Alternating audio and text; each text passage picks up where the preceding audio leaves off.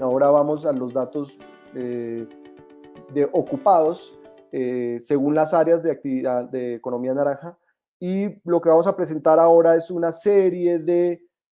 momentos temporales de esta cifra para poder analizar como tres grandes momentos del impacto de la pandemia, ¿no? El impacto del cierre se refleja muy duro, mostrando una caída de 8,8% entre el primer trimestre de 2019 y el primer trimestre de 2020 para los ocupados en el área de artes y patrimonio, una caída del 23,9% en los ocupados en las industrias culturales y un incremento en las creaciones funcionales de 12,5% cuando comparamos el primer trimestre con el primer trimestre. Aquí ya estamos viendo el segundo trimestre, o sea, el golpe pleno de pandemia en el cierre de la economía, y vemos caídas mucho más fuertes, eh, comparando el segundo trimestre de 2019 con 2020, una caída en 26,3% de los ocupados en artes y patrimonio, de 38% en industrias culturales, de 12% en creaciones funcionales. Y vamos al tercer trimestre donde en el año de pandemia, del choque, el año 2020, el año anterior, empezamos a abrir la economía y por eso se ve un impacto menos drástico que el que teníamos cuando comparábamos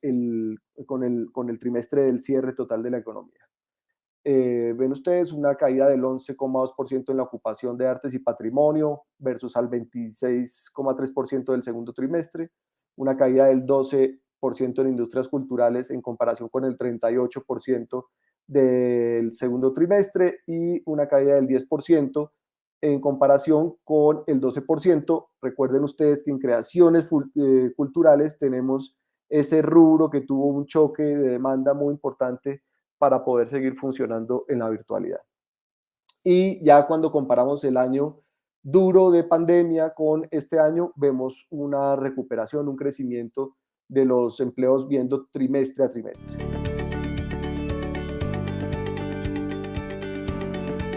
El derecho de autor es la base de las distintas actividades o sectores económicos al interior de la economía naranja en cualquiera, y los vamos a ver reflejados en cualquiera de sus tres áreas, esto sea arte y patrimonio, industrias culturales o creaciones funcionales. Y lo que posteriormente se desarrollaría por parte del DANI se entendería como aquellas actividades de inclusión total, que como bien señalaban, tienen como fundamento que se encuentran protegidas por el derecho de autor. Frente a este primer indicador, que son las solicitudes de registro, nosotros desde la Dirección Nacional de Derecho de Autor tenemos pues un comparativo respecto del 2019 y el 2020, en donde se evidencia un importante crecimiento de solicitudes, hablamos de un 21,5%.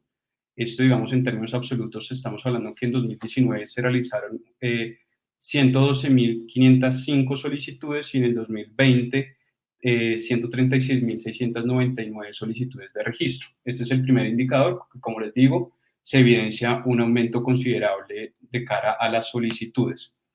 Por otra parte, tenemos otro indicador que es el registro de obras, de actos y contratos efectivamente concedidos. ¿Esto qué quiere decir? Como les decía, de ese número de solicitudes, cuáles efectivamente se concedieron a estos solicitantes o a estos ciudadanos. Nosotros acá destacamos también comparativamente entre 2019 y 2020 que encontramos un aumento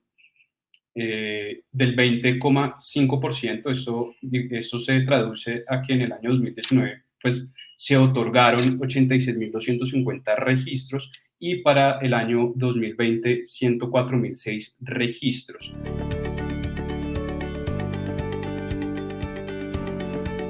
Yo me voy a concentrar en la de información, que es la que nos reúne el día de hoy y que precisamente está orientada a fortalecer investigaciones y mediciones que permiten estas comparaciones que hoy en día estamos aquí conociendo y que resultan de gran valor porque nos permiten responder en el diseño de política pública, de planes, de acciones, no solamente a un Ministerio de Cultura, sino a 8 ministerios y a 5 entidades que conforman el Consejo Nacional de Economía Naranja. Por tanto, la información que nosotros recogemos y que trabajamos muy de la mano con el DANE nos permite tener un insumo fundamental para identificar esta dinámica de nuestro sector y que se nutre también de una apuesta estratégica de esta política, que es precisamente la consolidación de los observatorios de economía y cultura que estamos creando.